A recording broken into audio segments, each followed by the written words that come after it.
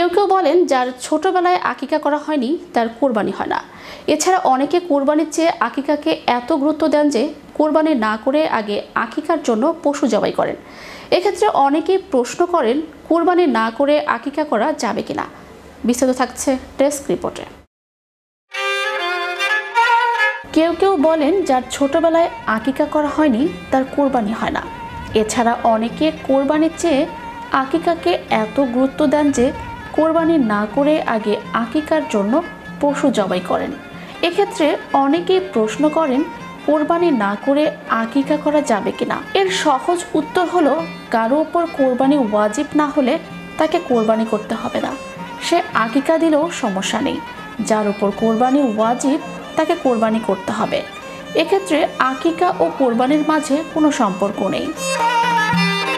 আকিকা এক আমল, কোরবানি আরেক আমল। আকিকা মুস্তাহাব ও কোরবানি ওয়াজিব। আকিকা সারা বছর করা যায় আর কোরবানি শুধু 3 দিন করা যায়। কোরবানির দিনসমূহ তথা 10, 11 ও 12 জিলহজ এই 3 দিনের নিত্য প্রয়োজনীয় খরচ ছাড়া যে ব্যক্তির কাছে 52.5 তোলা রূপা বা এর সমমূল্য বা 7.5 তোলা স্বর্ণ বা এর সমমূল্য পরিমাণ সম্পদ থাকবে তার উপর কোরবানি করা আবশ্যক। নিজের উপর ওয়াজিব কোরবানি আদায় করার পর মা বাবা সহ যে কারো নামই একাধিক কোরবানি করা যায়। চাইলে কোরবানির পশুর সঙ্গে আকিকা নিয়ত করা যায়। তাই বলে আকিকা না করে কোরবানি করা যায় না এমন ধারণা ঠিক নয়। কোরবানি ইসলামের একটি গুরুত্বপূর্ণ ইবাদত। সামর্থ্যবান প্রত্যেক মুসলমানের উপর কোরবানি করা ওয়াজিব। কোরআনে আল্লাহ তাআলা নামাজের সাথে যুক্ত করে কোরবানি করার নির্দেশ দিয়েছেন।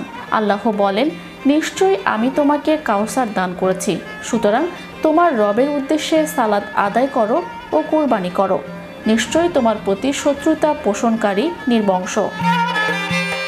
আবু হুরায়রা রাদিয়াল্লাহু আনহু থেকে বর্ণিত, আল্লাহর রাসূল সাল্লাল্লাহু আলাইহি ওয়াসাল্লাম বলেছেন, যার কোরবানি করার সামর্থ্য রয়েছে কিন্তু কোরবানি করে না সে যেন আমাদের ঈদগাহে না আসে।